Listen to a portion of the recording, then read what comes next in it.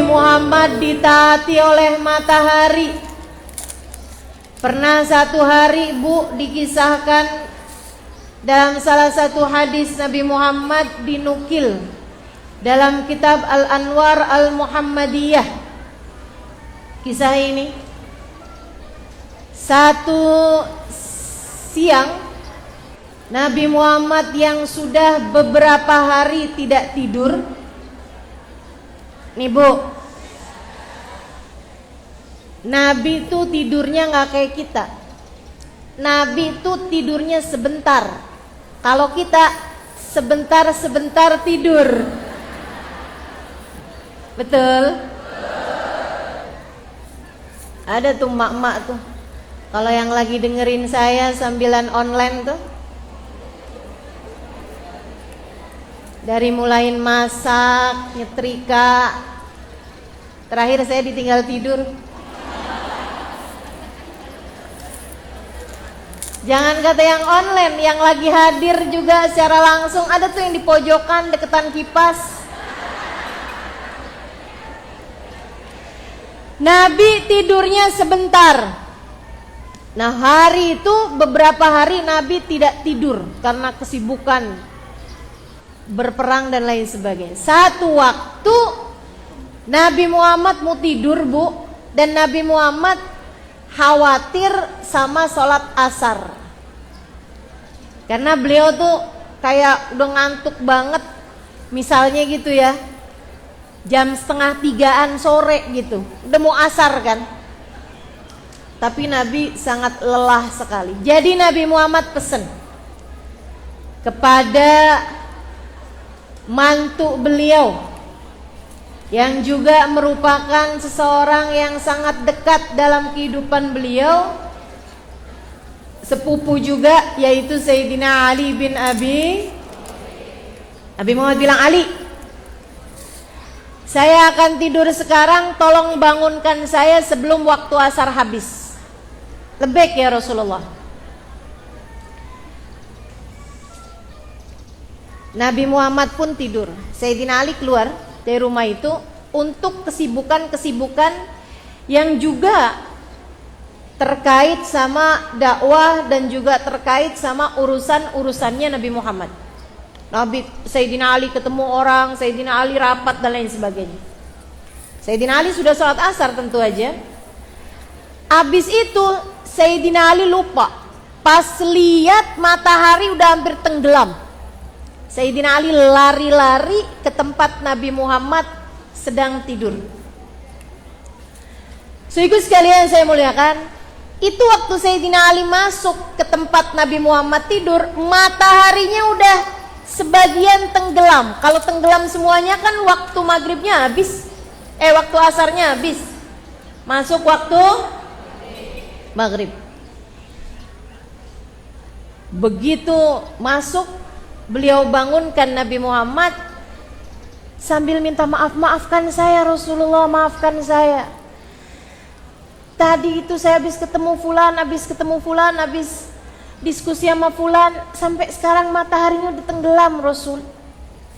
Nabi angkat tangan. Ini matahari ya, Bu ya. Ini urusannya matahari, Bu. Bukan matahari Dep Store. Ibu-ibu sekalian, urusannya matahari yang bahkan planet satu itu kabarnya lebih besar daripada bumi. Nabi angkat tangannya, dia bilang, Allahumma innahu kana fi khidmatika wa khidmati nabiyyika farja ilayya syams hatta usallil asr fi waqtiha. Ya Allah, engkau tahu Ali lupa membangunkanku karena sedang khidmah kepadamu dan khidmah kepadaku. Ya Allah, kembalikanlah matahari kepadaku hingga aku bisa mengerjakan sholat sesuai waktunya. Itu ibu-ibu sekalian, Nabi Muhammad doa kayak gitu, mataharinya balik terbit lagi. Sayyidah Salamah yang meriwayatkan hadis ini mengatakan, kuntu kharijal bait, saya waktu itu lagi nggak ada di atap, nggak ada di rumah, Saya ada di pekarangan, ada di luar rumah. Wallahi thumma wallah laqad ra'aitu syams taghrib thumma tatla. Sungguh demi Allah, saya lihat matahari udah tenggelam balik lagi hari itu. Allah Bu kalau punya mau. Allah kalau punya mau. Matahari segede itu, hitung-hitungan perbintangan, perlangitan, nggak ngerti kayak gimana tuh. Sama Allah balikin aja buat kekasihnya Muhammad, buat hamba tercintanya Nabi besar Muhammad. Dari sini ada beberapa hal dari kisah ini yang bisa kita ambil pelajaran. Satu, bahkan matahari pun taat kepada Nabi Muhammad, yang tentu saja adalah taat kepada Allah yang memang mengendalikan alam semesta. Kan begitu? Yang kedua, Allah tuh Bu buat Nabi Muhammad balikin matahari aja mau, apalagi cuma sekedar membalikkan hatimu, apalagi hanya sekedar memberi hidayah kepada anak-anakmu. Allah tuh buat Nabi Muhammad bahkan matahari saja dikembalikan oleh Allah Subhanahu wa ta'ala, udah tenggelam dimunculin lagi ke atas muka bumi.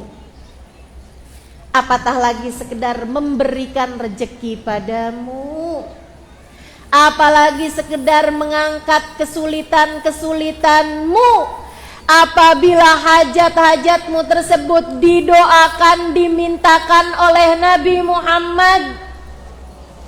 Makanya seringkali saya sampaikan kepadamu ibu-ibu sekalian yang dekat sama Nabi Muhammad, yang cinta sama Nabi Muhammad. Kalau kamu dekat sama Nabi, kalau kamu cinta sama Nabi, sangat mungkin hajat-hajatmu, apa yang jadi keinginanmu, dimintakan sama Nabi Muhammad kepada Allah, sehingga dengannya Allah mengabulkan apa yang menjadi hajat-hajatmu. Dan yang ketiga nih, dari cerita ini kita tahu betapa pentingnya mengerjakan sholat pada waktunya masing-masing. Ibu, ini Bu, Nabi Muhammad bukannya sengaja ninggal sholat. Ini Nabi Muhammad ketiduran tuh gak ada hukum. Kata Nabi Muhammad, rufi al-qalam an salas. 3 orang nih perbuatannya gak dicatat sama Allah, gak dicatat sama malaikat-malaikat. Rokib atid nih kan nyatet amal kebaikan, tapi terhadap 3 orang ini diangkat penanya, gak dicatat perbuatannya. Ninggal sholat gak dicatat dosa, ngatain orang, ngomongin orang, gibahin orang gak dicatat dosa. Ini dari ketiga orang ini nih. Ngomel-ngomel gak dicatat dosa Bu kalau masuk 3 orang ini. Maka ibu kalau mau ngomel liatin, ibu salah satu di 3 orang apa bukan? Gak nurut melaki tuh, gak nurut sama suami. Kalau kamu salah satu dari 3 orang ini juga kamu gak dicatat. Coba liatin, kamu salah satu apa bukan? Kalau bukan jangan coba-coba dah. 1, anisobi hatta yahtalim, dari anak bocah sampai balik. Anak kecil tuh Bu tuh nggak dicatat perbuatannya Bu, belum wajib sholat, belum wajib puasa. Hanya kita sebagai orang tua ngajarin biar ketika datang balik ia sudah terbiasa untuk melakukan kewajiban-kewajibannya kepada Allah. Nih ibu-ibu nih kan udah pada emak-emak semua nih.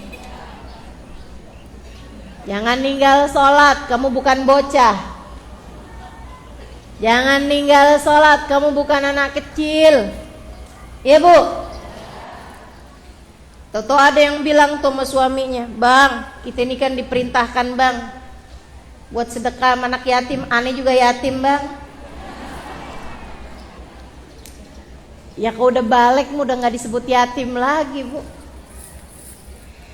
Teman-teman sih sekalian yang saya muliakan, yang keduanya nggak dicatat amal perbuatannya adalah anin naim hatta yastayqid, orang tidur ampe bangun.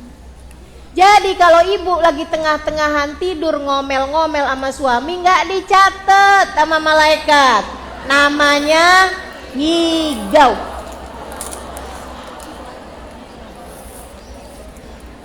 Kalau ibu ketiduran sampai terlambat sholat, Bu, itu juga nggak dicatat dosa, kecuali kalau emang udah tahu bakalannya nggak bangun.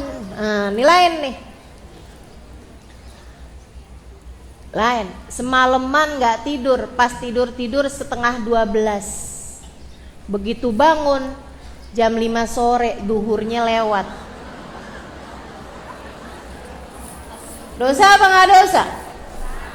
Dosa, karena malamnya udah nggak tidur, gitu kan? Dia udah tahu nih kalau tidur pasti bakalan lama. Nah, itu yang kayak begituan dosa.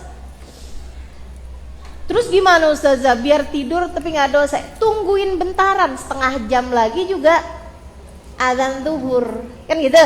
Ah, sholat zuhur dulu, habis itu tidur deh tuh. Tuh bangun isya.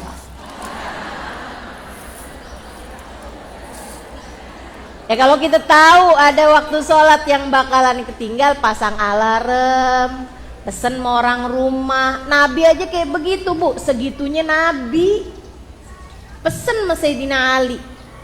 Betapa pentingnya urusan sholat. Urusan sholat pada waktunya penting, ibu-ibu saudariku sekalian saya muliakan.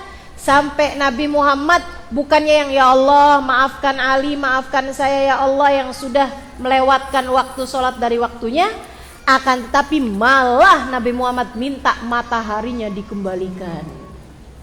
Kalau bukan karena pentingnya sholat, tentu tidak akan Nabi Muhammad melakukannya. Jangan ada sesiapapun di antara kita ninggalin sholat.